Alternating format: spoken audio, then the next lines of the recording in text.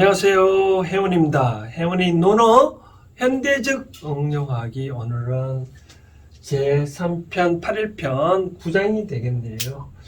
먼저 읽어드린다면 자왈, 하래, 언능, 은지요. 기, 부족, 직냐라. 은래, 오능, 은지. 송, 부족, 직냐라. 문헌, 부족, 고야. 족즉, 오능, 징지이라. 오늘 또 공자의 인간미를 엿볼 수 있는 그런 의미인 것 같아요.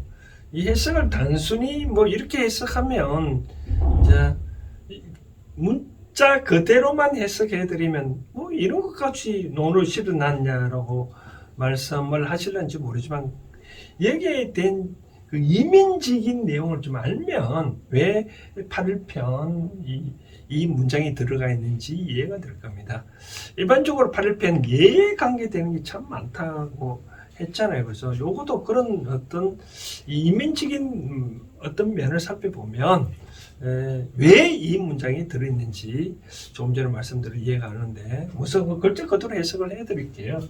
자왈, 공자께서 말씀하셨다. 하래, 하나는 우리 중국 고대의 전설 나라인지 모르지만 일반적으로 하은주라 그러잖아요. 하은주, 한나라, 은나라, 준나라. 근데 은은 다른 쌍나라로 다 얘기를 하는데 우리는 역사책 배울 때 하은주라고 배웠잖아요. 그렇죠? 그 말은 한나라입니다. 한나라의 예법은 오는 나가 능히 말할 수 있다. 뭐를 말할 수 있다고요? 여기 나온 지는 뭐냐면 한나라의 예법입니다. 나는 한나라에 대해서는 능히 말할 수 있다. 그러나 기나라는 한나라의 그 한나라의 후손들이 세운 나라라고 하네요. 그렇죠? 한나라가 망하고 은나라가 설립할 때 그 유민들이 세운 나라는 기나라인데, 기나라에 대해서는 부족 직냐. 이 칭자는 어떤 말하면 증거한다는 의미예요. 증거가 한다는 그런 의미인데, 그러니까 기나라는 증명하기가 부족하다. 그렇죠? 그러니까 한나라의 예법에 대해서는 내가 이러쿵저러쿵 어떻다고 말할 수 있지만 기나라에 대해서는 이렇다 저렇다 말하기가 좀 부족하다.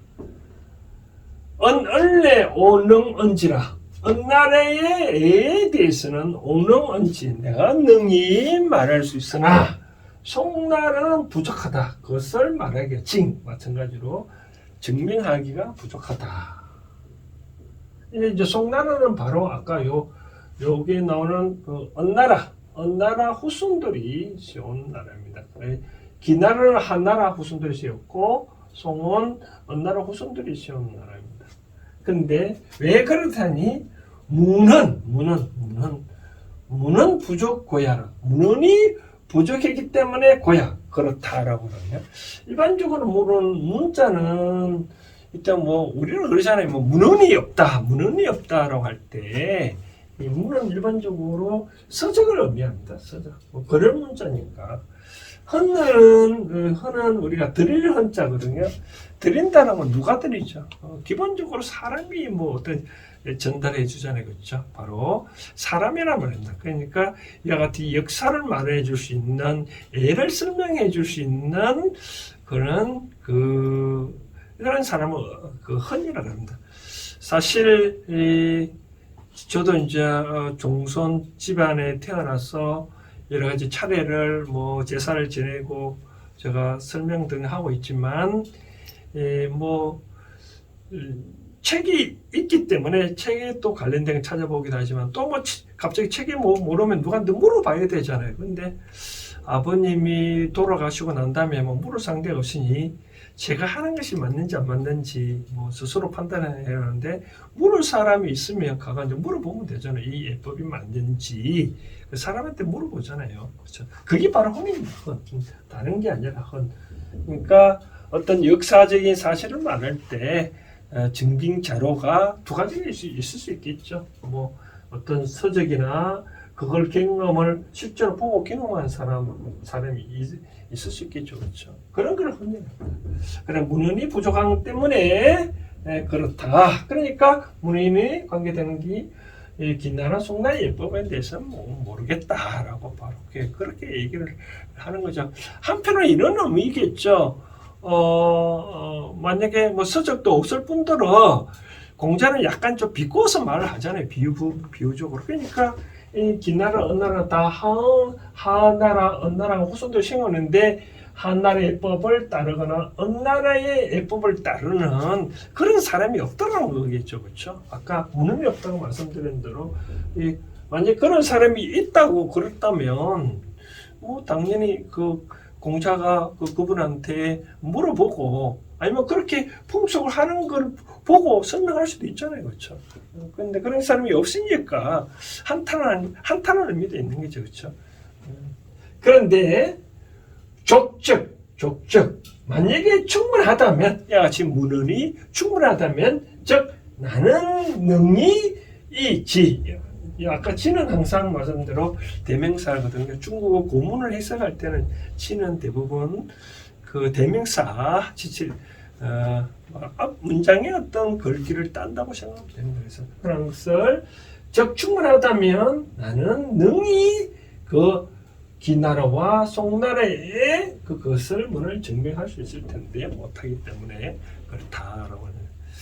그런데 자, 요 이면적인 내용은 바로 이런 내용입니다. 그 8일편의 예를 강조하면서 여기 사만시가 여러 가지 예법에 안 맞는 그런 짓을 많이 하잖아요. 그래서 그 당시에는 이제 한주 주나라가 아직까지 그래도 명명은 유지하고 있으니까 봉건 제도잖아요. 그렇죠? 봉건제는 그 주나라의 주의 그 문항이 세운 여러 가지 예법이 등등 있는데, 그러니까 그런 예법에 사만시가 안 따르니까 비판을 하잖아요. 특히 이 비판하는 이유가 뭐 자기 집 마당에서 8일무를 치지 않느냐. 이 8일편이 그 8일무가 나기 때문에 그랬잖아요. 그렇죠? 그렇죠?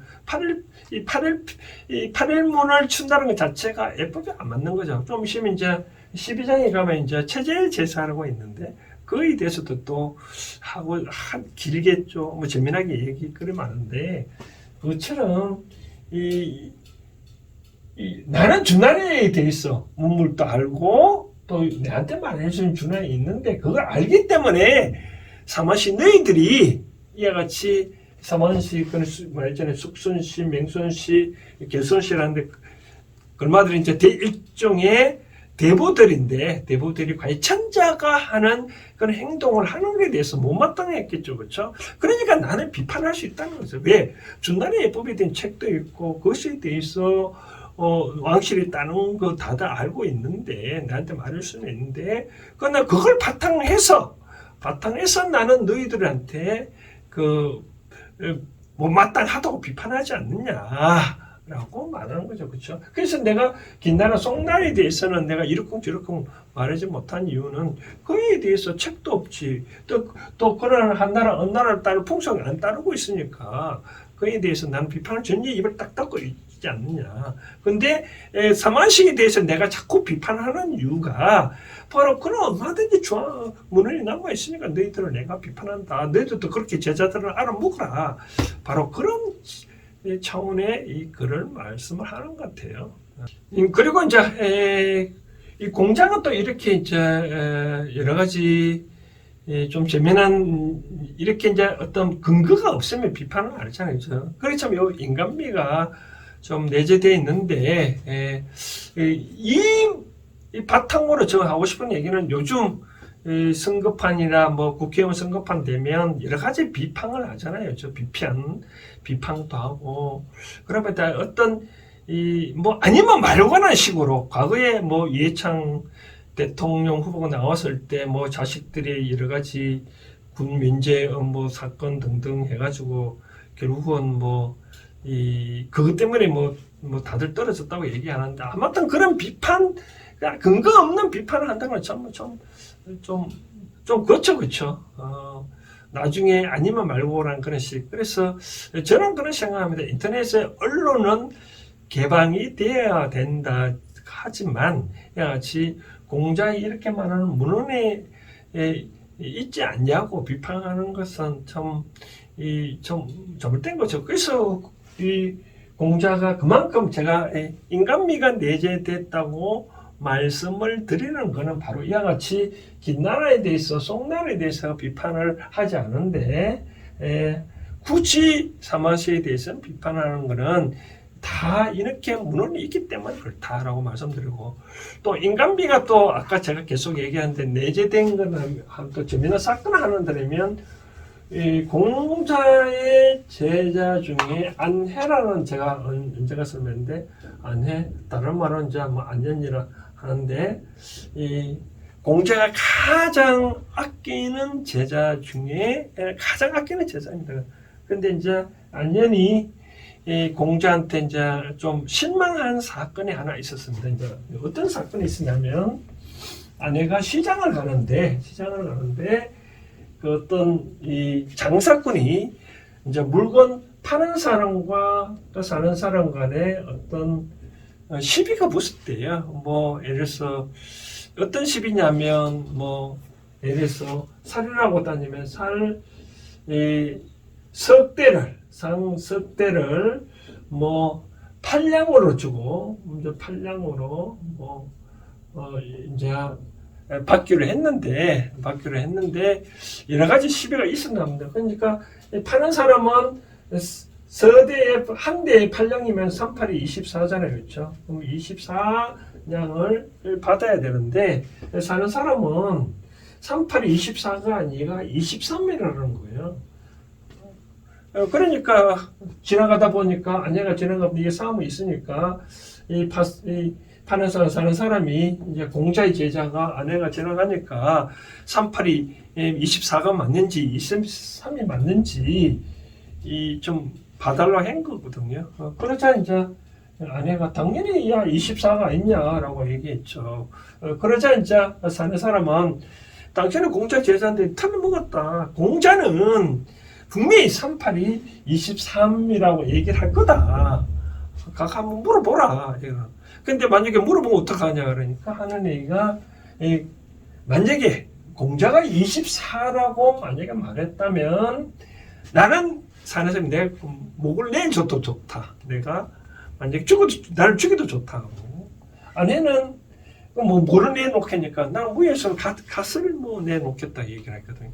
그러자 그러냐고. 그래서 이제 사는 사람하고 여기 이제 아내하고 공자를 찾아갔죠. 공자 찾아가니까 이러쿵저러쿵 뭐 이런 얘기 저런 얘기를 했다고 하니까 그러니까 최종 답은 공자는 38에 얼마라고 했다고요? 23으로 얘기를 한 거죠. 그러고 난 다음에 이제 헤어지고 난 다음에 이제 내기대로 모자를 관을 주고 난 다음에 이제 아내가 이제 물어봤죠. 스승님. 아니 38에 24라는 것은 누구나 다 아는데 왜 23이라고 고르냐라고 얘기하니까 이제 공자가 그런 얘기를 했죠. 그렇죠? 야 38에 24라는 것은 누구나 다 그 아는 소리인데 내가 만약에 고작에 23이라고 만약에 얘기했다면 그 사람은 어떤 목이 날아가고 24라고 네가 만약에 했다 그러면 그러면 그 사람은 단지 사모간대만 없어지는 뿐인데 그럼 나는 이 중에 어느 편을 들어야 되냐, 한 사람 살려야 되지 않느냐라고 그런 얘기를 했거든요. 그것처럼 공자는 그만큼 이제 이걸 하는 우스갯소리인데 아마 그런 것들 사람은 이제 공자는 그만큼 사람을 참 중시를 했다라고 말씀하신 것 같아요. 그래가지고 사람을 중시한데도 불구하고 어떤 비판이나 비평을 할 경우에는 반드시 이같이 객관적인 사실이 없으면 그 사람 비판하면 안 되겠죠, 그렇죠? 객관적인 비판을 하려면 객관적인 사실을 갖고 비판을 해야지. 다른 사람 뭐 이러쿵저러쿵 해 그것을 바탕으로 비평을 하면 안 되겠죠. 그래서 공자는 자기는 사마시가 이렇게 주자의 예법을 따르지 아니한 것은 그만큼 명약관을 하니까 비판을 했다라고 이제 그렇게 보면 됩니다. 아무튼 8편 제 9장은 바로 이런 차원에서 앞으로 우리가 공자의 인간미를 살펴볼 수 있듯이 어떤 객관적인 사실이 없으면 남을 비판하지 않냐고 또 뭐 명약관을 한다 하더라도 이런 차원이라면 한 번쯤 저는 가끔 요즘 그런 얘기합니다. 상대가 자꾸 우기면 그럼 우긴 건 글쎄 내가 한 번 정도 따라준다 한들 해가 섭적이 짓것을 동적이 지지는 아니하거든요. 너무 어떤 한 거에 대해서 논란이 있다 하면 한 번쯤 다른 각도에서 말을 해도 되지 않겠나라고 생각되어집니다. 오늘은 8일편 제9장 여기까지 하겠습니다. 감사합니다.